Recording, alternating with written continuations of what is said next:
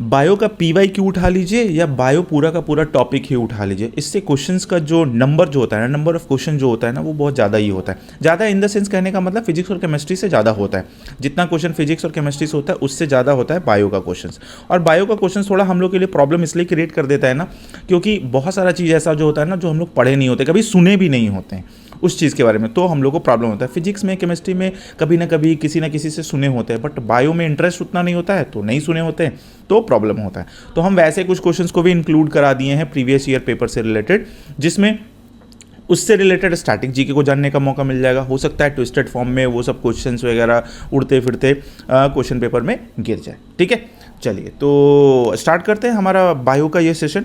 तो question number 1 एक तरफ है, क्वेश्चन कर दिए हैं वाइट वाले में, और ब्लैक वाले में पूरा का पूरा स्टैटिक कर दिए, ताकि थोड़ा सा लगे कि चलो ठीक है, आपको कोई प्रॉब्लम ना हो। बताइएगा ये फॉर्मेट आपको कैसा लगा, और ये जो क्या बोल सकते हैं टेम्पलेट जो है, जो बैकग्राउंड है, वो आपको कैसा लगा आप बताइएगा जरूर को।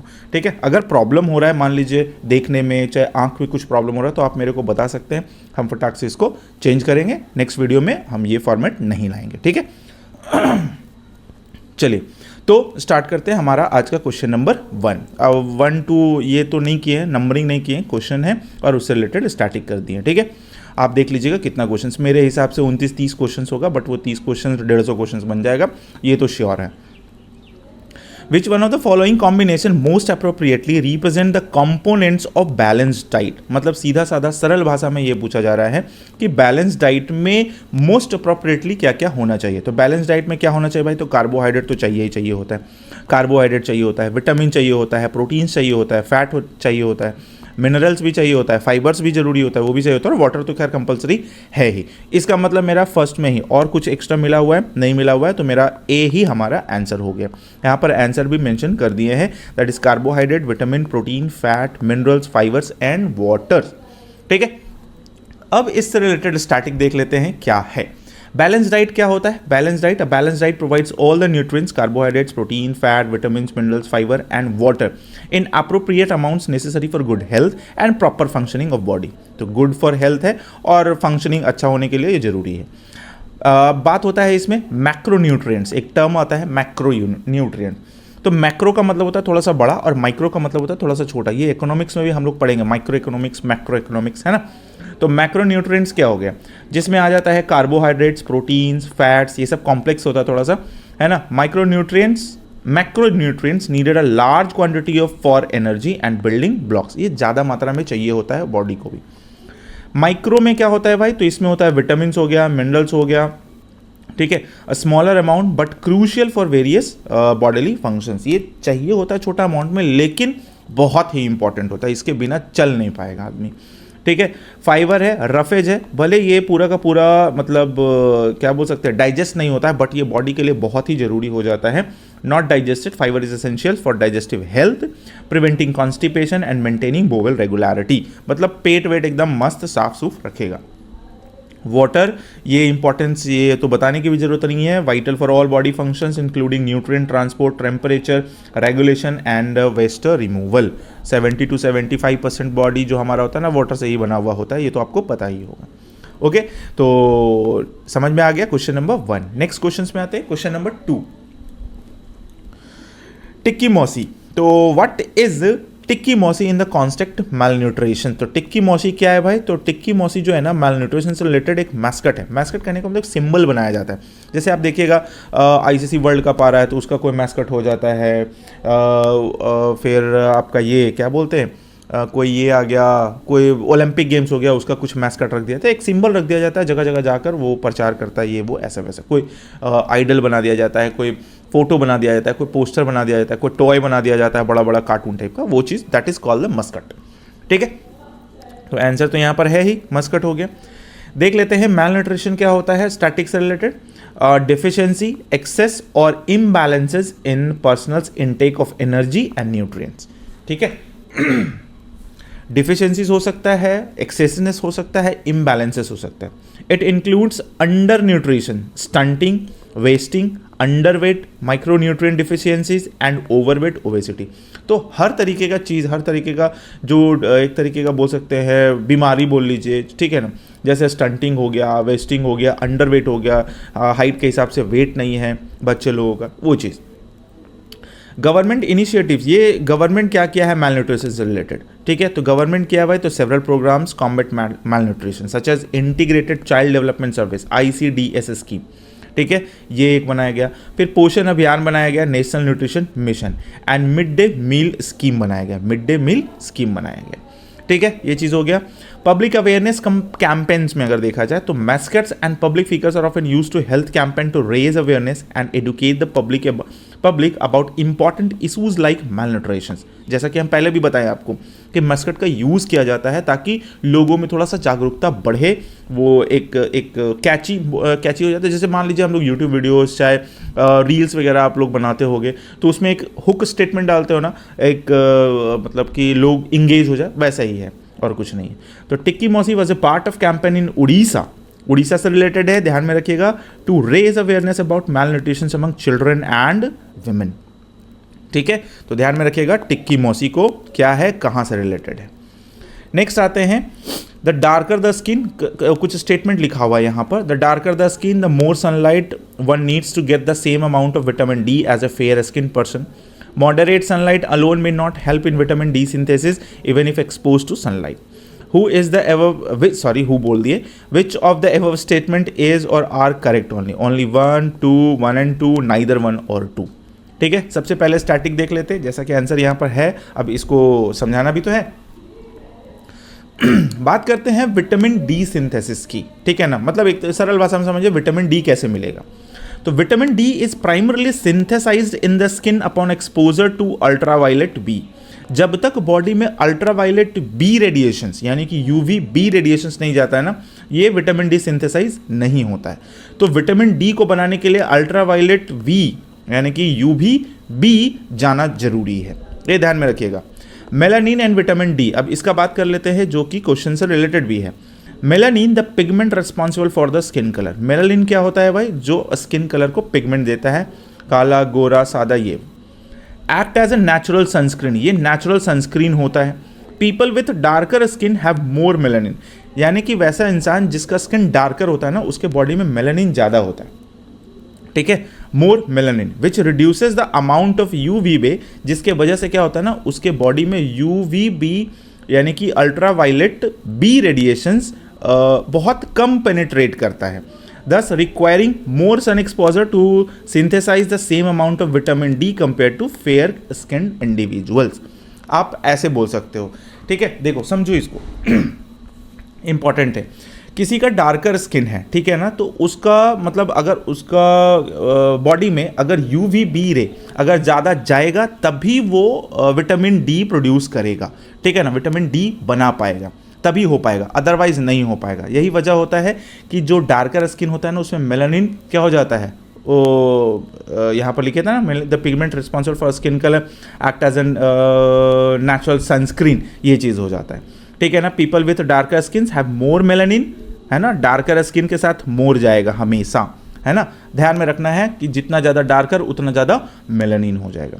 विच reduces the amount of UVB radiations penetrating the skin, skin में एंटर नहीं कर पाता है UVB rays, thus requiring more sun exposure to synthesize the same amount of vitamin D। तो उसको ज़्यादा रहना पड़ता है धूप में, जिसके वजह से प्रॉब्लम होता है।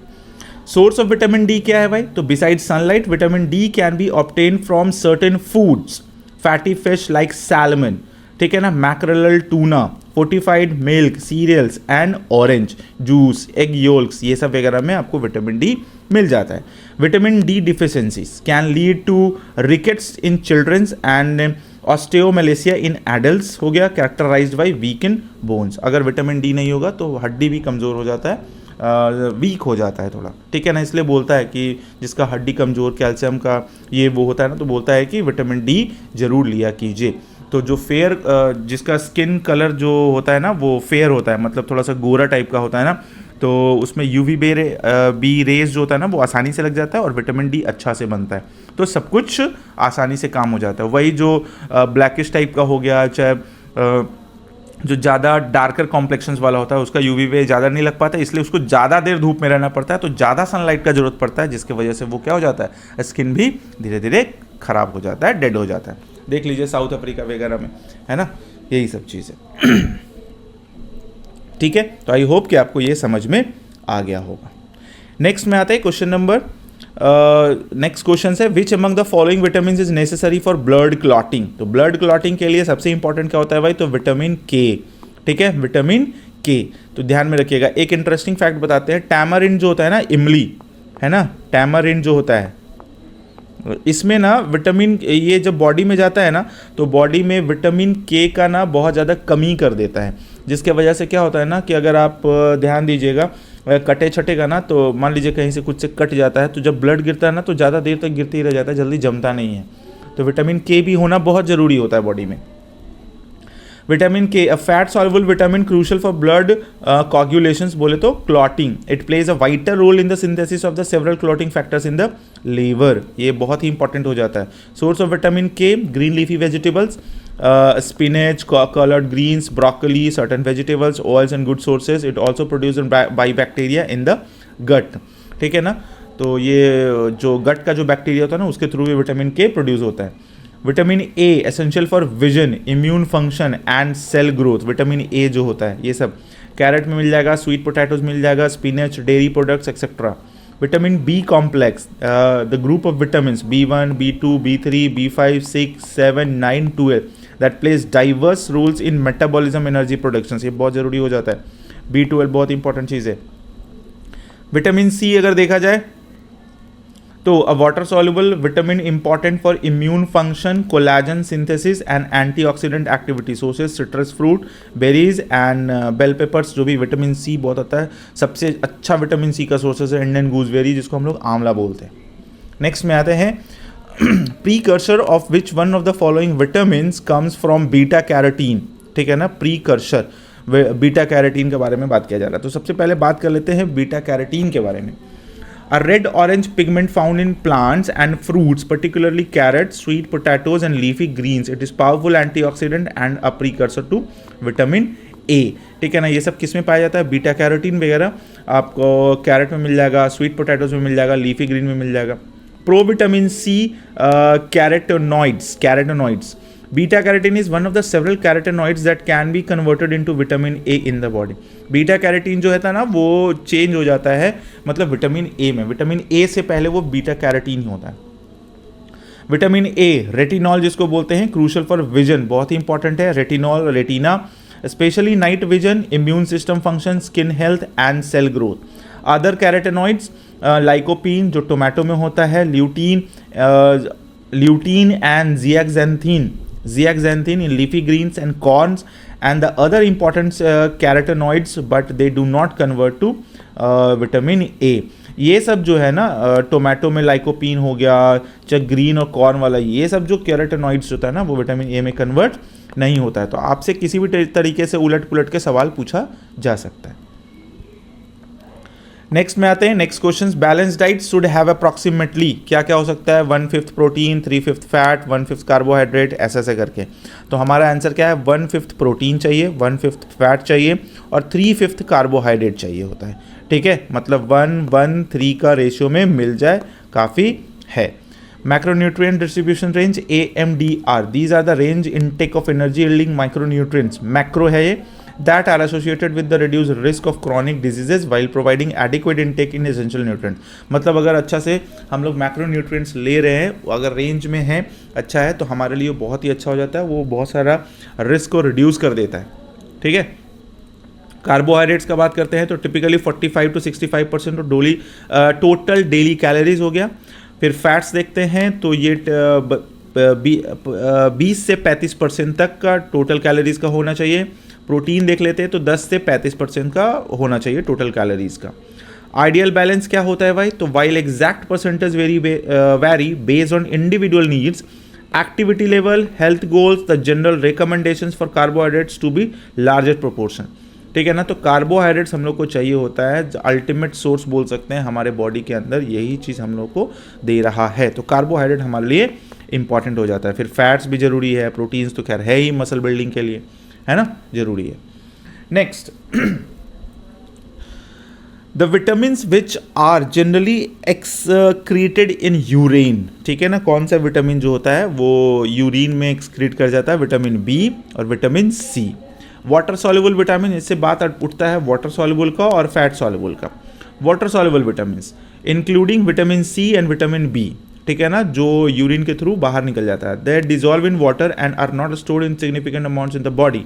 Excess amounts are typically excreted in the urine. This is why they need to be consumed regularly. That's why vitamin C और विटामिन B को हम लोग को रेगुलरली लेते रहना चाहिए, क्योंकि वो बॉडी से निकल जाता है। Fat soluble vitamin, these include, अब एक इंटरेस्टिंग फैक्ट बताते हैं, विटामिन बी से क्या हो जाता है। विटामिन बी जो होता है ना, अगर आपके बॉडी में कम होगा ना, तो आप पता कर सकते हैं आपके बॉडी में विटामिन बी का कमी हो गया। कैसे भाई? तो देखिएगा मुंह में छाला पड़ जाता है ना कभी कभी, जैसे छोटा सा वाइट कलर का स्पॉट हो जाएगा अंदर में, मतलब होठ के अंदर में देख लीजिए, है ना, चाहे जीभ के नीचे हो जाएगा ऐसा। और खाने पीने में ना आपको बहुत तकलीफ होगा, तीता चीज़ खाने में, कोई भी चीज़ खाने में ना बहुत तकलीफ होगा, है ना, तो समझ लीजिएगा कि वो आपका विटामिन बी काफ़ी कम हो गया है, ठीक है ना। इसको बढ़ा लीजिए, जैसे ही विटामिन बी बढ़ेगा ना वो नॉर्मल हो जाएगा। तो विटामिन बी का जो भी चीज़ है वो आप खा पी सकते हो। फैट सॉल्युबल विटामिन हो गया, these includes vitamin A, D, E and K. ये fat soluble stored body fatty tissues and livers, ये सब चीज़ होता है। They are not easily excreted and can accumulate to toxic levels if taken a very large dosages. अगर ये हम लोग vitamin A, vitamin D, vitamin E, vitamin K अगर ये सब ज़्यादा मात्रा में लेते हैं तो ये फैट सॉल्युबल होता है और ये जाकर फैट में ना जमा हो जाता है, और अगर ज़्यादा मात्रा में रह जाएगा ना तो ये ना एक बड़ा नुकसान कर सकता है हमारे बॉडी के लिए। नेक्स्ट बात करते हैं, क्वेश्चन है primary source of vitamin D for human beings is citrus fruit, green vegetables, yeast, sun. तो प्राइमरी सोर्स क्या हो गया भाई? तो सन हो गया।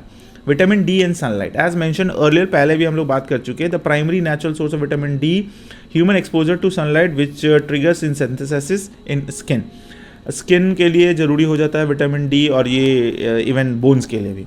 Dietary source of vitamin D, अगर डाइट में देखा जाए तो फिश जो होता है ना, जैसे सैल्मन हो गया, मैकरल होगा, टूना हो गया, एग योल्क्स हो गया, ये सब में विटामिन डी होता है। Many foods are fortified with vitamin D including milk, cereals and some orange juices, ये सब भी विटामिन डी मिल जाता है। सिट्रस फ्रूट में विटामिन सी मिल जाता है। ग्रीन वेजिटेबल्स में क्या मिलेगा हुआ है? तो रिच इन विटामिन ए, सी, के, फोलेट, मिनरल्स एंड फाइबर, ये सब मिल जाता है, बहुत ही ज़रूरी है ग्रीन वेजिटेबल्स। ईस्ट, खमीर जिसको बोलते हैं, can be source of vitamin B vitamin and certain type of yeast like nutritional yeast can be fortified with vitamin B12। Vitamin B12 मिल जाता है ईस्ट वगैरह, जिसके थ्रू हम लोग बहुत सारा चीज़, ब्रेड बन जाता है ना, बहुत सारा चीज़ को हम लोग, जो पफनेस जो आता है ना, ब्रेड जो स्पॉन्जी होता है वो ईस्ट से भी आता है ना। CO2 से तो होता ही है, वो CO2 तो होता ही है, बट जो ईस्ट होता है ना वही तो CO2 क्रिएट करता है उसमें। ओके, ये चीज़ हो गया। नेक्स्ट में आते हैं, golden rice develop through transgenic approach is enriched with high vitamin A content, protein content, amino acids content और ग्लूटेनिन कंटेंट, ठीक है। तो ये क्या होगा भाई? तो विटामिन ए कंटेंट होता है गोल्डन राइस। गोल्डन राइस के बारे में बात करते हैं स्टैटिकली, तो golden rice genetically modified variety of rice. ये मतलब नेचुरली तो नहीं है, जेनेटिकली मॉडिफाइड है। और राइजा सटीवा इसका नाम है, मतलब बोल सकते हैं scientific name, to be produce beta carotene, a precursor to vitamin A in the edible parts of the grain, है ना। Engineer to produce beta carotene, ये बीटा कैरोटीन बनाने के लिए इसको प्रोड्यूस किया गया था, जो कि आगे चल के थोड़ा सा विटामिन ए में चेंज हो जाता है। बायोटेक्नोलॉजी, अब ये सब जो जेनेटिकली मॉडिफाइड आया, तो बायोटेक्नोलॉजी और न्यूट्रिशन का बात कर लेते हैं। Golden rice was develop to combat vitamin A deficiencies, VAD, इससे लड़ने के लिए, यानी कि जिसके पास विटामिन ए नहीं होता है ना, कमी हो जाता है, बस उसको दे दो golden rice. A major public health problem in many developing countries, particularly in Asia, leading to blindness, increased susceptibility to infection. मतलब एशिया में थोड़ा ज़्यादा ही है, जैसे इसके वजह से ब्लाइंडनेस हो जाता है, इन्फेक्शंस बहुत ज़्यादा होता है, तो उसको गोल्डन राइस दो। ट्रांसजेनिक अप्रोच के बारे में बात करते हैं, तो involves inserting genes from other organisms, from daffodils and bacterium, daffodils हो गया, बैक्टीरियम हो गया, into the rice genome to enable beta carotene synthesis. बहुत ज़्यादा ये हाईफाई हो गया, हम लोग को बहुत ज़्यादा जानने का जरूरत नहीं है कैसे बनाया जा रहा है। हम लोगों को कौन सा रिसर्चर बनना है।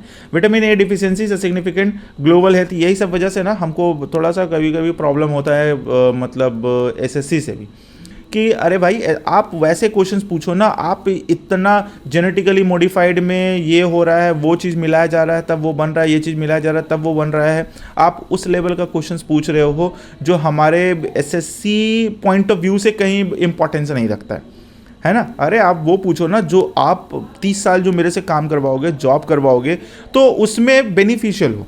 जेनेटिकली मॉडिफाइड हम क्या करेंगे भाई, अगर वैसा कुछ होगा कि आप मेरे को रखना चाहते हैं इस लैब में उस लैब में, तो आप तो देते ही हो, आप बताते ही हो, सिखाते हो, तो अभी हम पागल के जैसा इसको पढ़े जा रहे हो। और छोटा मोटा चीज़ तो होता नहीं, छोटा टॉपिक होता है ना कि चलो भाई 2 पेज का है पढ़ लेते हैं। जेनेटिक्स वगैरह कितना बड़ा बड़ा टॉपिक है, आप आइडिया भी नहीं लगा सकते, ठीक है। तो अब कहाँ से क्वेश्चन पूछ लेता है भगवान जाने, नाम का ही सिर्फ है और कुछ नहीं है बस, बाकी बायो नहीं पूछ रहा है, लगता है पूरा का पूरा डॉक्टर ही बनवा देगा। Into the rice genome to enable beta carotene synthesis. Vitamin A deficiency से अगर बात करते हैं तो ग्लोबल हेल्थ इश्यूज बना हुआ है, ठीक है ना। इसके वजह से क्या होता है, इम्यूनिटी वीकन कर जाता है, मोर्टेलिटी रेट इंक्रीज हो जाता है। मतलब क्या हो गया ना कि बच्चा जन्म तो लेता है लेकिन कुछ समय बाद मर जाता है, चाहे जन्म लेने के तुरंत बाद मर जाता है, तो ये मोर्टेलिटी रेट भी थोड़ा सा प्रॉब्लम क्रिएट कर देता है, इंक्रीज करा के। ओके, समझ में आ गया। नेक्स्ट में आते हैं, which one of the following statement is not correct? Pulses are rich in protein, milk is a rich source of vitamin A, cereals are very poor source of carbohydrates, vegetables are rich source of minerals। ठीक है, तो answer हमारा क्या है, cereals are very poor source of carbohydrates. ठीक है, ये गलत जवाब, ये गलत स्टेटमेंट है, ठीक है, समझ लेते हैं। Pulses are rich in protein, पहले ऑप्शन ए में आते हैं, करेक्ट है, ये तो सही भाई। पल्सेज है, लेंटिल्स हो गया, बीन्स हो गया, पीस हो गया, चिक पीस हो गया, excellent plant based sources of protein, dietary fibre and various minerals, बहुत ही अच्छा चीज़ है। हम बता रहे हैं आप सिर्फ लेंटिल्स हो गया, बीन्स हो गया, पीस, चिक पीस खाने लग जाओगे ना, सिर्फ यही चीज़ खाने लग जाओगे और एक्टिविटी पर ध्यान देने लग जाओगे ना, आपको जिम जाने का जरूरत नहीं है। Milk is a rich source of vitamin A, ठीक है, ये भी सही भाई। तो milk is a dairy product and good source of vitamin A, often fortified, ये तो कहा ही जाता है। Cereals are very poor source of carbohydrates, incorrect, ये गलत है। सीरियल्स जिसमें wheat, rice, maize, oats, barley, ये सब मेजर सोर्स ऑफ कार्बोहाइड्रेट्स है। कॉम्प्लेक्स कार्बोहाइड्रेट्स बोल सकते हैं, like starch in human diets world wide, they provide significant energy, इसके बिना तो चल ही नहीं सकता है इंसान, गिर जाएगा। Vegetables are rich source of minerals, that is correct, ये इसमें मिनरल्स होता है, potassium, magnesium, calcium, vitamin, fibres, antioxidants, दुनिया भर का चीज़ है इसमें। नेक्स्ट में आते हैं, that is which vitamin is water soluble and generally excreted in urine. ठीक है ना, ये चीज़ हम लोग पहले भी डिस्कस कर चुके हैं कि वाटर सॉल्युबल विटामिन क्या होता है और फैट सॉल्युबल विटामिन क्या होता है। ठीक है, तो आंसर डायरेक्ट देख लेते हैं ज़्यादा देर ना करते हुए, that is vitamin C. Vitamin C हमारे बॉडी से निकल जाता है। ठीक है, identify the scientific name of sea pen, sea pen that belongs to phylum, इसको क्या पढ़ेंगे, सी निडारिया पढ़ते हैं, चलिए फाइलम निडारिया। ठीक है, एक्चुअली पता है ये कौन से क्लास का हमको ध्यान में है, ये 11th और 12th, ये 11th 12th का बायो का क्वेश्चन है। ठीक है ना, कंफर्म आप चेक करके देख लेना, ये 11th 12th का बायो का क्वेश्चन है ना। 11th 12th का बायो का क्वेश्चन एनसीईआरटी में मेंशन है, बहुत ज़्यादा डिटेल में नहीं है बट थोड़ा सी पेन के बारे में आया है। ठीक है ना, ये हमको थोड़ा सा ध्यान है, हम देखे थे। ठीक है, चलिए भाई, identify the scientific name of sea pen. Sea pen का नाम क्या है भाई, तो पेनांटुला। चलिए भाई, फाइलम निडारिया, फाइलम निडारिया क्या होता है, a diverse group of aquatic animals, एक ग्रुप ऑफ एक्वेटिक एनिमल्स है, mostly marine, characterized by radial symmetry. अब इसको मोटा मोटी पर तौर पर हम समझा देते हैं आपको। फाइलम निडारिया जो होता है ना, वो सिमेट्रिकल होता है। सिमेट्रिकल जैसे आप मान लीजिए कोरल हो गया, ठीक है ना, सी एनिमोनाज हो गया, हाइड्रोइड्स हो गया, जेली फिश हो गया, ठीक है ना, स्टार फिश हो गया, ये सब थोड़ा सा ना सिमेट्रिकल वे में दिखता है हम लोगों को। ये हो गया सिमेट्रिकल, रेडियल सिमेट्रिकल जिसको बोलते हैं। Simply body plan with a gastrovascular cavity and a specialized stinging cell called cnidocytes और नेमोटोसाइट्स। ठीक है, एग्जाम्पल्स में हम बता दिए, जेलीफिश है, कोरल्स है, सी एनेमोनाज है और हाइड्रोइड्स है। पेनेंटुला क्या होता है, commonly known as sea pen, sea pen के नाम से जाना जाता है। These colonial cnidarians resembles old fashion quill pens, एक क्विल भी होता है, quill pens, old fashion quill pens बोल सकते हैं। ठीक है, मतलब मोटा टॉप टाइप का, ऐसे टाइप का और ऐसे टाइप का बना हुआ रहता है और समुद्र में होता है, इसलिए इसको सी पेन बोला जाता है। They are typically found in soft sediments and deep sea environments. ठीक है, Gorgonia a genus of soft corals, corals का ही ये पार्ट है, मतलब टाइप बोल सकते हैं, कॉमनली नोन एज सी फैंस। एक तो सी पेन है, एक तो सी फैन है, एक तो सी कॉपी होगा, किताब होगा। ये हो गया हमारा एडमेशिया, अ जीनस ऑफ सी एनोमोनास, सी एनोमोनास। ठीक है ना, obelia a genus of colonial hydroids often found attach to rock और सीविड। ये सब सीविड्स के थ्रू ना मतलब अटैच्ड होता है। ठीक है, ध्यान में रखिएगा ये सब चीज़। अब बताओ, ये सब क्वेश्चंस ऐसा आ जाता है, और ये एसएससी का क्वेश्चंस आया हुआ है, ये एसएससी में क्वेश्चंस आया हुआ है, या तो एमटीएस में आया हुआ है, या तो सीजीएल में आया हुआ है, सीपीओ में जहाँ भी आया होगा, लेकिन ये एसएससी में आया हुआ है, ये हम कन्फर्मली बोल सकते हैं, आप देख लेना। What is the scientific name, ये भी आया हुआ, what is the scientific name of banyan tree. Banyan tree का साइंटिफिक नेम क्या होता है भाई, तो फिकस बेंगालेनेसिस होता है। Large evergreen tree in Asian characterized by the trunk like aerial roots. ये बहुत बड़ा होता है, इसका ट्रंक जो बहुत चौड़ा होता है, और रूट्स तो खैर मत पूछो, धरती के नीचे जितना ऊपर पेड़ दिखता है उतना नीचे भी हो जाता है। दैट इज फिकस बेंगालेंसिस जो भी है। The scientific name for the banyan tree, it is native to the Indian subcontinent and is known for its distinctive aerial prop roots that grow downwards from the branches, eventually becoming thick woody trunks. It holds significant cultural and religious importance in India. ये पता ही है, बहुत ही ज़्यादा से cultural और religious importance है इसका। Gossypium herbacum, one of the species of cotton. ठीक है, Morus album, the scientific name of the white mulberry tree. Ananas comosus, the scientific name of pineapple. तो यहाँ पर कुछ साइंटिफिक नेम मिल गया आपको, देख लीजिएगा, ध्यान दे लीजिएगा, अच्छा रहेगा। गर्दन में दर्द हो जाता है। हाँ भाई, चलो नेक्स्ट आते हैं, मैच द कॉलम्स। हाँ, फिर है ये फायोफेसिया, रोडोफेशिया, फेशिया है, फाइक है, क्या है भगवान जाने, क्लोरोफेशिया और साइनोफेसिया। हम इसको फाइसिया चफेसिया बोल सकते हैं। Brown algae, red algae, blue green algae, red algae, ऐसा करके दिया हुआ है। डी है, दैट मीन्स 1 का ए, 2 का बी, 3 का डी, 4 का सी। मतलब ये जो होता है ना, फायो जो होता है वो हो जाता है हमारा ब्राउन एल्गी, रोडो हो जाता है वो रेड एल्गी। ठीक है, रेड एल्गी हो गया। क्लोरो जो हो जाता है वो ग्रीन एल्गी हो जाता है, ब्लू ग्रीन एल्गी हो जाता है। और साइनो हो जाता है वो हो जाता है ब्लू ग्रीन एल्गी। अच्छा, ये ब्लू ग्रीन एल्गी होता है, ये वाला साइनो वाला। और थर्ड का हो जाता है ये वाला डी, रेड एल्गी। चलिए भाई, एल्गी के बारे में समझ लेते हैं। ये क्वेश्चन से ज़्यादा इंपॉर्टेंट तो मेरे को ये है, और आपके लिए भी यही होना चाहिए। एल्गी क्या होता है?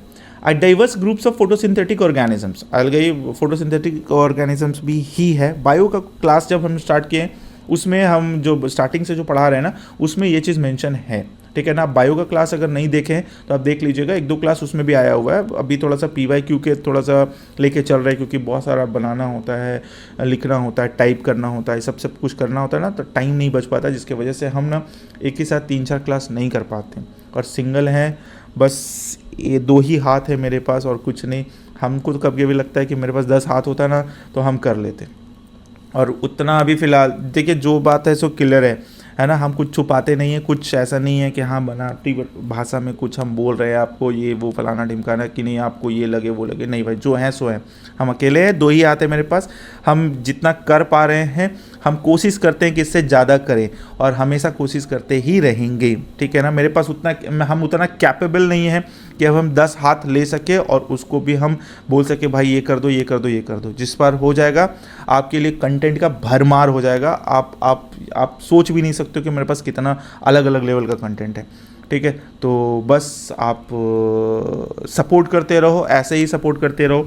ठीक है, आप अभी तक सपोर्ट करते रहो, सपोर्ट करते रहो, बस 2 हाथ से 10 हाथ हो जाएगा, आपके लिए कंटेंट आ जाएगा। और आपको मतलब हम बता रहे हैं ना, आप कंटेंट आपको लगेगा देख के कि हाँ, क्योंकि जल्दी जल्दी फ्रिक्वेंटली वीडियोज़ आएंगे, फिर कंटेंट अच्छा मिलेगा। ठीक है ना, हैंड रिटन नोट्स है, ये सब चीज़ें। हम हैंड रिटन नोट्स अभी नहीं कर पा रहे, क्योंकि लिख के समझाने में ना टाइम बहुत ज़्यादा लग जाता है। हाँ, तो क्या होता है ना, प्रॉब्लम होता है उसमें, तो इसलिए हम ऐसा बना लेते हैं और उसके बाद फिर आपको समझाने का कोशिश करते हैं। चलिए भाई, तो फाइकिया, फाइसिया जो भी है, फाइसिया, फीसिया जो भी है, मेरे को बताइए इसको क्या बोलते हैं भाई, ये बड़ा मेरे को मुंह में ना घूम रहा है, ये टंग ट्विस्टर टाइप का लग रहा है मेरे को। Brown algae characterized by the brownish pigment, ठीक है ना, फ्यूकोजैंथीन, फ्यूकोजैंथीन बोल सकते हैं, फ्यूकोजैंथीन। एग्जाम्पल्स इंक्लूड्स की कैल्प एंड रॉकविड्स, ये हो गया ब्राउन एल्गी। रोडोफेशिया जो होता है वो रेड एल्गी होता है, बहुत ज़्यादा डिटेल में जानने का जरूरत नहीं है। क्लोरोफेशिया वो ग्रीन एल्गी ही होता है, ध्यान में रखिएगा। और साइनोफेशिया जो होता है ना, साइनो बैक्टीरिया होता है, वो ब्लू ग्रीन एल्गी होता है। तो साइनो बैक्टीरिया जो होता है, cyano that is blue green, chloro green, rhodo R से रेड, और फायो वो ब्राउन, ध्यान में रखिएगा, इंपॉर्टेंट हो जाता है। नेक्स्ट है the name for a starch found mainly in the pulp of seeds, fruits, tubers, roots and stem of plants, specially in corn, potatoes, wheat and rice. ठीक है, तो ये क्या होता है भाई, तो अमाइलम होता है इसमें। ठीक है, ये जो स्टार्च जो होता है ना, क्या कहलाता है, अमाइलम कहलाता है। अमाइलम क्या है, हिस्टोरिकल और टेक्निकल टर्म फॉर स्टार्च, ये एक टेक्निकल टर्म है स्टार्च का ही। Starch is a complex carbohydrates that serve as the primary energy storage in plants. It is composed of two polysaccharides, amylose and amylopectin. ठीक है, amylose and amylopectin मिला है, to polysaccharides, तब जाकर ये वाला चीज एक टेक्निकल टर्म मिलके आया है, अमाइलम। ठीक है, starch sources, major dietary sources of starch for humans include grains, corns, wheat, rice, potatoes, various root vegetables. What is CGL? ये कोई मतलब है नहीं, एक तरीके का बोल सकते हैं डिस्ट्रैक्टर है, जिसको बोलते हैं ना टाइपो, चाहे डिस्ट्रैक्टर चाहे फैब्रिकेटेड, दिमाग घुमाने वाला। CGL क्या होता है, क्या होता है, ये चीज़ है। ओलियम क्या है, लैटिन फॉर ऑयल, ऑयल के लिए लैटिन नेम है, often use in chemical context. And xanthium, a genus of flowering plants. Cocklebur, known for their spiny burs, not a term for starch, ये कोई है नहीं, ये प्लांट है तो स्टार्च तो हो नहीं सकता है। ओलियम तो ऑयल को बोलते हैं, CGL कुछ है ही नहीं, स्टार्च सोर्सेस बता ही दिए। अमाइलम क्या चीज़ है, अमाइलोज और अमाइलोपेक्टिन से कंबाइन किया हुआ है। नेक्स्ट में आते हैं, what is the common term of क्लाइसोट, क्या है, क्लोस्टोमा, एंक्लोस्टोमा, वाह क्या नाम है, ancylostoma, tape warm, round warm, filariasis and hookworm. ठीक है ना, एंक्लोस्टोमा, तो ये हुक वॉर्म है। चलिए बात कर लेते हैं एंक्लोस्टोमा क्या है। A genus of hook worms which are parasitic nematodes. Parasitic करने का मतलब क्या होता है, पैरासाइट्स का मतलब क्या होता है, एक कोई बैक्टीरिया है किसी दूसरे पर जाकर जमा हो जाता है और इसको अपने कब्जे में ले लेता है और इसी पर वो जिंदा रह जाता है, पैरासाइट्स उसी को बोलते हैं। ठीक है, they infect humans and other mammals primarily by penetrating the skin by ingestion of larva। क्या करता है ये जो एंक्लोस्टोमा जो है वो क्या करता है, बॉडी में इंटर कर जाता है, किसके थ्रू, इंजेक्शन ऑफ लार्वा के through. Hookworm infections can causes anaemia and malnutrition, anaemia हो सकता है, मैलन्यूट्रिशन हो सकता है, बॉडी में जो माइक्रो और मैक्रो है ना उसका कमी करने लग जाता है। टेप वॉर्म क्या होता है, a type of flat worm है ना, सेस्टोड बोलते हैं, केस्टोड बोल लीजिए, that lives as a parasite in the intestine of vertebrate. हम लोग जो है ना, हम लोग का इंटेस्टाइन में होता है tape warm. Round worm, a general term of nematodes which are a diverse phylum and unsegmented worms, many are parasitic like Ascaris, ये भी पैरासाइटिक होता है राउंड वॉर्म। फिलारियसिस, फिलारियसिस क्या होता है, a parasitic disease caused by thread like nematodes, filaria, filariae जिसको बोल सकते हैं, that can infest lymphatic vessels, lymphatic filariasis and subcutaneous tissues, cutaneous filariasis. मतलब एक तरीके से बोल लीजिए फाइलेरिया वाला कहानी है, जिसमें नहीं बॉडी वगैरह शरीर क्या होता है ना, जैसे पैर उर हो जाता है, मोटा हो जाता है, देखिएगा गांव वगैरह में जो बुजुर्ग लोग होते हैं उनका। ठीक है, नेक्स्ट में आते हैं, what is the common name of pelargonium hortorum, hortorum, ठीक है ना, पैलेरगोनियम क्या है भाई, ये लेमन ग्रास है, लेमन ग्रास भी बड़ा अच्छा चीज़ है, सुनते हैं लेमन ग्रास। सिम्फोगन सिट्रेटस है ना, सिम्बोपोगन, क्या नाम बात है, क्या ही गजब का नाम है, जो भी नाम दिया होगा उसको दंडवत प्रणाम है भाई। हाँ, जो आज भी ये हमको लगता है नाम तो कम से कम 200 साल पुराना तो होगा ही, 200 साल बाद भी आज लोगों को दिमाग ख़राब किया हुआ है नाम के हिसाब से, और धन्य है वो लोग डॉक्टर लोग जो इस सब चीज़ को याद भी रखते होंगे। लेमन ग्रास, ये हो गया। Lawn grass refers to various species of grasses use in lawns, lawn में यूज़ किया जाता है, जैसे पोआ पार्टेंसिस, है ना, फिर एंटकी, ब्लू ग्रास, फिर लोलियम पेरेन और पेरिनियल रेग्रास। उठा लो भगवान। हॉर्स ग्रास क्या होता है भाई? Not a standard botanical name, horse grass कुछ नहीं होता है। कैरेट ग्रास, फिर पैरेंथिनम हाइस्ट्रोफोरस और नोटोरियस इन्वेसिव वीड, एक वीड ही है, मतलब जो ज़बरदस्ती उग जाता है। हमारा आंसर कौन सा भाई? तो पेलार्गोनियम होरोट्रम, ये है लेमन ग्रास, ध्यान में रखिएगा। आगे बढ़ते हैं, ज़्यादा देर रहिएगा ना, वायरस लगेगा उसका। Oleogum resin asafoetida can be obtained from dried latex from the stem of ferula, dried latex from the roots of mango tree, dried latex from the banana leaves and dried latex from the tap root of ferula। तो ये कहाँ से मिलता है भाई? Oleum gum resin, dried latex from the root of ferula. चलिए देख लेते हैं जिसको asafoetida, a pungent sulfurous oleogum resin extracted from a taproot of several species of ferula plants, particularly Ferula foetida. It is widely used in spices in India cuisine, हींग जिसको बोलते हैं हम लोग, especially in vegetarian dishes, and also has traditional medicinal use, digestive aid, anti-flotin, ये सब है। तो हींग का बहुत अच्छा यूज़ है asafoetida।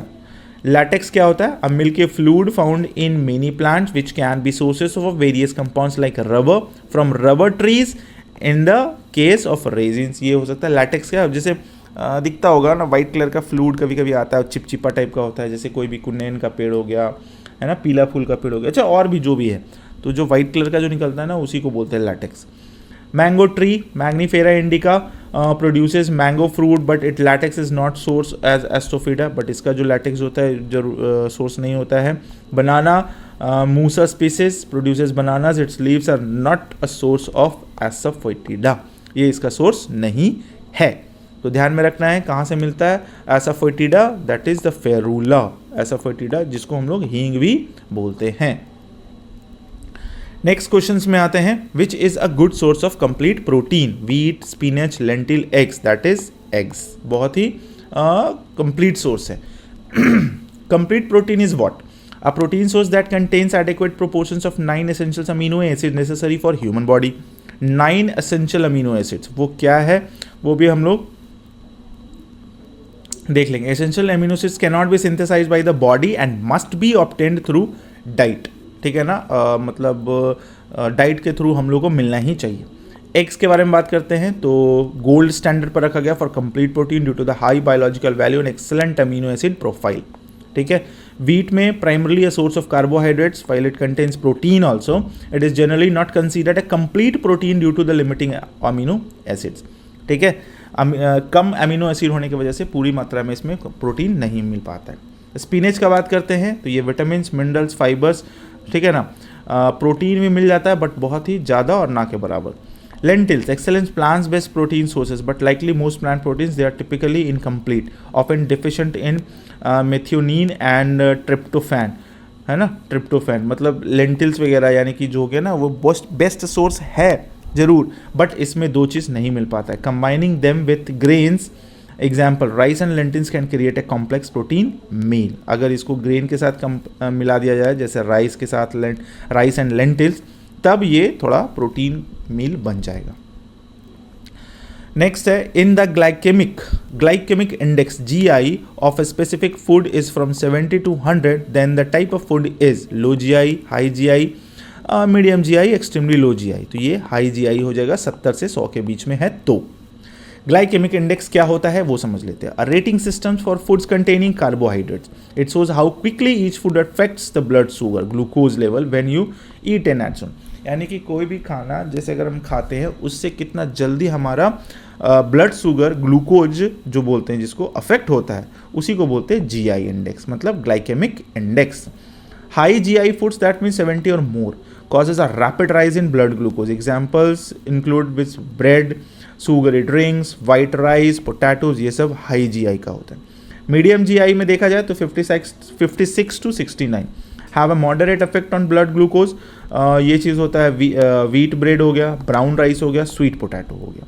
लो जीआई में देखा जाए cause a slower and more gradual rise in blood glucose, that is vegetables, legumes and whole oats. Importance of GI क्या है?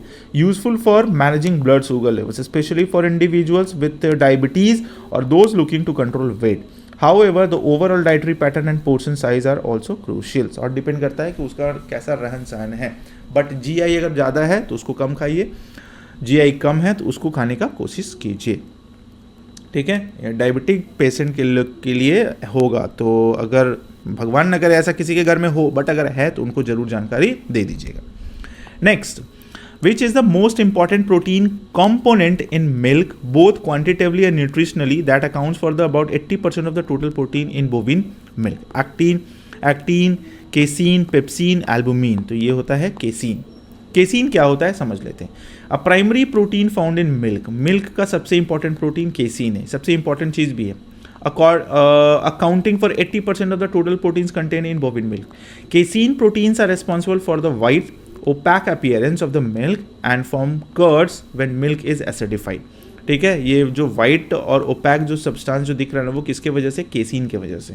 और जो दही जो जम रहा है वो इसी तरह से केसीन की वजह से. In cheese making they are slow digesting proteins providing a sustain release in amino acid. ये बहुत ही धीरे धीरे डाइजेस्ट होता है ये, इसलिए बहुत सारा लोगों को ना दूध नहीं पचता है. दूध पीता है ना तो उसका पेट खराब हो जाएगा, ये वो फलाना ढिमकाना. वे प्रोटीन क्या होता है? The remaining 20% of the milk protein is way protein. इसमें 80% क्या था भाई? तो केसीन था. और बाकी का 20% क्या है? तो वो है whey protein which is faster digesting and commonly use in supplements, जो बहुत जल्दी डाइजेस्ट हो जाता है.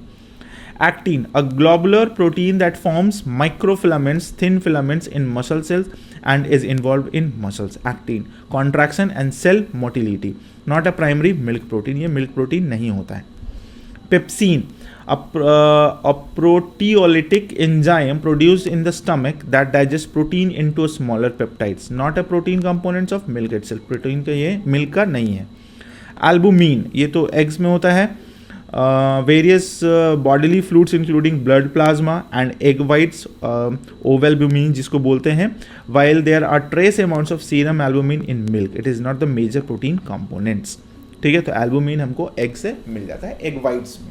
ठीक है, जो वाइट वाला पोर्शन जो होता है ना वो. नेक्स्ट है, which of the following is another name of vitamin C. तो विटामिन सी का अस्कॉर्बिक एसिड भी नाम होता है.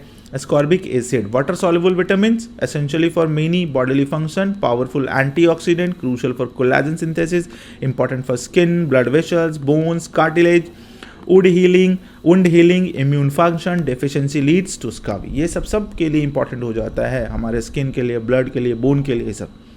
ठीक है. फिर डॉक्सिन, pyridoxines, one of the forms of vitamin B6.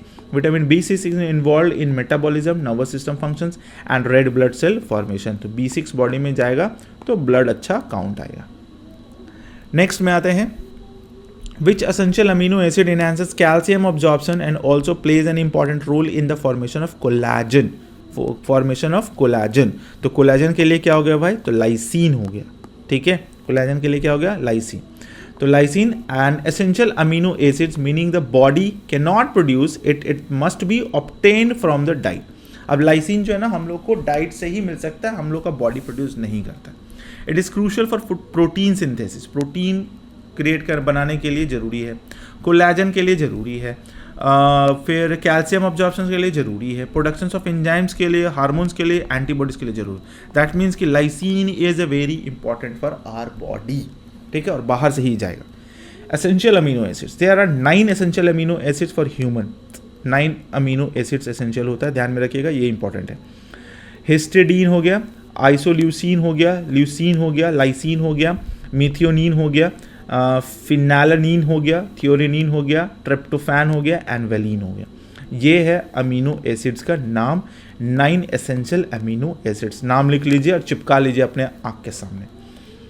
Non-essential amino acids, these can be synthesized by the body. Examples include arginine, tyrosine and histidine. Histidine is the considered essential for infants and sometimes conditionally essential for adults. मतलब ये बच्चे लोगों के लिए ज़रूरी होता है और कभी कभी एडल्ट में भी ज़रूरत का पड़ जाता है. क्या है भाई? तो हिस्टिडीन। तो ध्यान में नाम रखिएगा, ये सब इन जो करके आया है ना, सब अमीनो एसिड्स है, दैट इज। ठीक है, तो यहाँ तो हम लोग को पता चल गया, दैट इज लाइसिन। ठीक है, ध्यान में रखना है, enhances calcium absorption. Lysine is very important for human body. Next, which non-essential amino acids is synthesized by the hydroxylations of phenylalanine in a reaction catalyzed by phenylalanine hydroxylase? बाप रे बाप। ओह,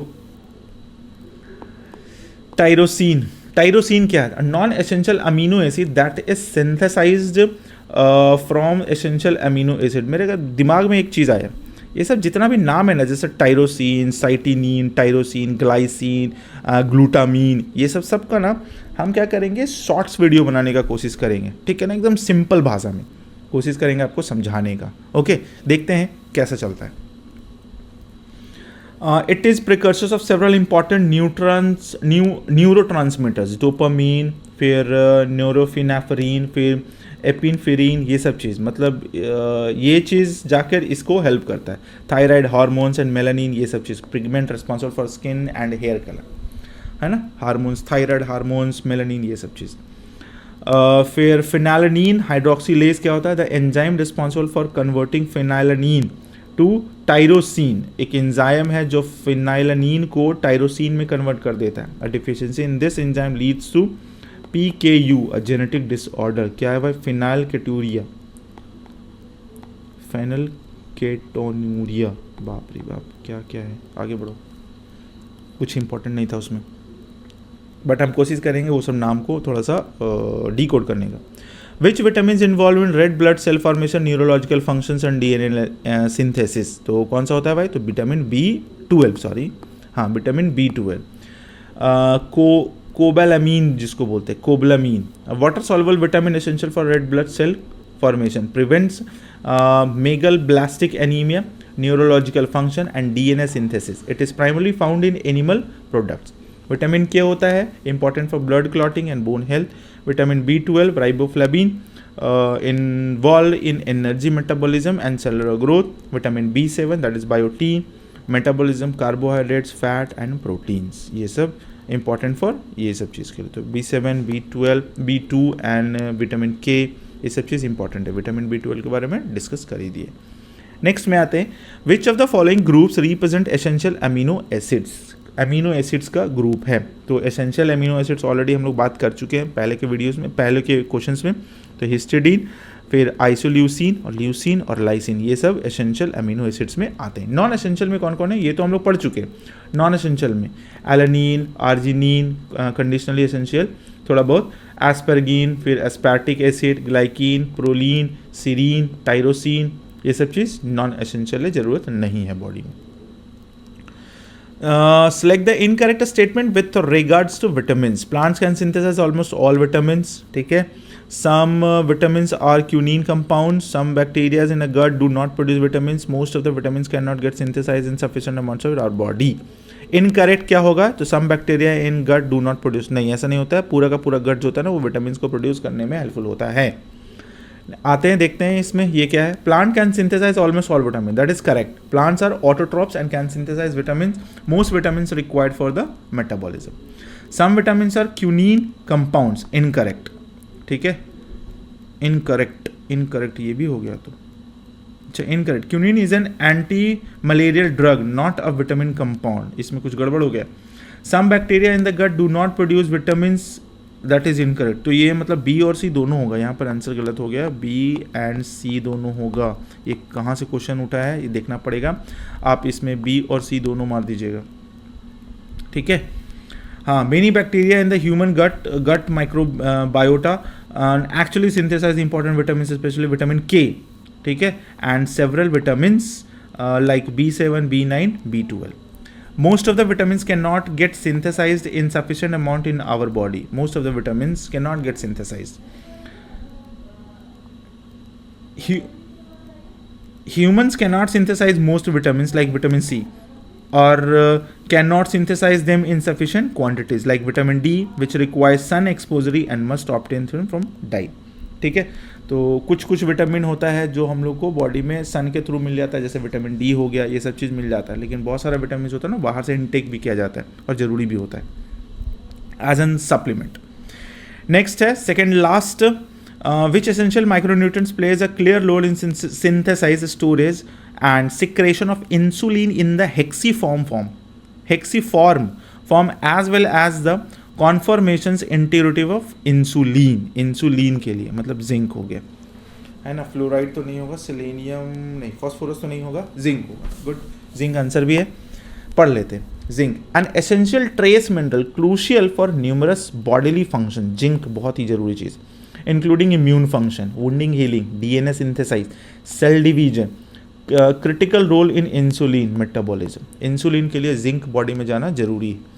Insulin synthesis and storage. Zinc is involved in the synthesis, storage and secretion of insulin by the pancreatic beta cells. It helps in the crystallization in the insulin to hexamers, a stable storage form. Insulin action.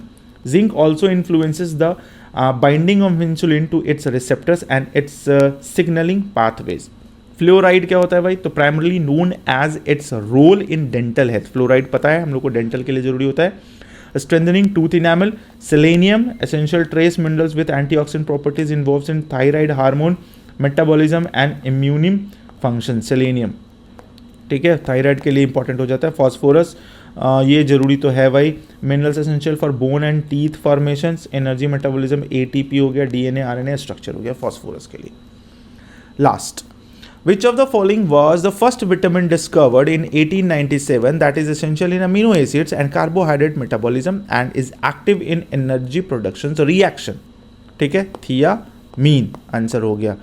देख लेते क्या क्या है। Thiamine, that means vitamin B1, the first vitamin to be chemically identified 1897 by Christian Eijkman and Gerrit Grijns, जो भी है, as essential for preventing beriberi को prevent करने के लिए ये जरूरी है। It plays a critical role as a coenzyme in carbohydrate metabolism and energy production and in nerve function. Riboflavin, that is vitamin B2, involve in energy production and cellular growth. Folate, vitamin B9, that is crucial for DNA synthesis, folate जरूरी है, vitamin B9, cell division and red blood cell formation. Vitamin B12, cobalamin, essential for red blood cell formation, neurological function and DNA synthesis. ये already discuss किया हो जाए पीछे के questions में, ठीक है, ये सब विटामिन, कोबलामीन, फिर राइबोफ्लेविन, ये सब चीज़, ठीक है। तो यहाँ पर होता है हमारा ये क्वेश्चन सारा का सारा एंड, ठीक है। आई होप कि आपको बहुत सारा क्वेश्चंस थोड़ा सा अजीब भी लगा होगा और स्टैटिक आपको अच्छा लगा होगा। स्टैटिक, क्योंकि स्टैटिक के थ्रू हमारा स्टैटिक ही पोर्शन पार्ट जो है ना ये इंपॉर्टेंट हो जाता है। ये तो चलो मान लो रिपीट होता है या नहीं भी रिपीट होता है, बट इससे रिलेटेड जो भी बताया गया ना वो आपके लिए इंपॉर्टेंट हो जाता है। तो ज़रूर इसको ध्यान में रखिएगा, एक दो बार सुनिएगा ना तो आपको याद हो जाएगा, ऐसा चीज़ भी होता है ये, ठीक है। तो अगर आपको वीडियो अच्छा लगा तो वीडियो को लाइक कर दीजिएगा। सब्सक्राइब नहीं किए, सिर्फ देख के चले जाते हैं तो सब्सक्राइब भी कर दीजिए, ठीक है ना। अगर आपको लगता है तो, ज़बरदस्ती नहीं है, अगर आपको वीडियो पसंद आती है तो आप सब्सक्राइब कीजिए, अदरवाइज़ नहीं कीजिए। आप सुझाव दे सकते हैं तो आप ज़रूर सुझाव दीजिए, अच्छा लगे या ना लगे आप सुझाव दीजिए कि नहीं आपको ऐसे करना चाहिए, आपको ऐसे करना चाहिए। हम उस सुझाव का ईगरली वेट करते हैं, ठीक है ना, कि एडवाइस लेने में हम कभी पीछे नहीं रहे। एडवाइस हमको चाहिए होता है भाई, चलो ठीक है, वो उससे ना बहुत सारा एक पर्सपेक्टिव खुल जाता है कि हाँ ये ऐसे भी कर सकते हैं। हम अकेला दिमाग, अगर मान लीजिए मेरे दिमाग में चलो हम सोच भी पा रहे तो 10 चीज़ सोच रहे हैं, लेकिन अगर आप 100 लोग हैं, 200 लोग हैं, ठीक है ना, धीरे धीरे फैमिली बड़ा हो ही रहा है, 600-700 लोग हो गए लगभग, तो वो चीज़ हो गया। तो वो चीज़ थोड़ा ना दिमाग बहुत सारा आ जाता है, 1 से बोले 2, 2 से बोले 20, 20 से बोले 200, ऐसे करके हो जाता है। तो 200 लोगों का जब दिमाग आता है ना तो बहुत सारा आइडिया पता चलता है, तो अच्छा लगता है, ठीक है। चलिए, तो ऐसे वीडियो के लिए फिर से मिलते हैं नेक्स्ट वीडियो में, तब तक के लिए thank you so much, take care, bye bye.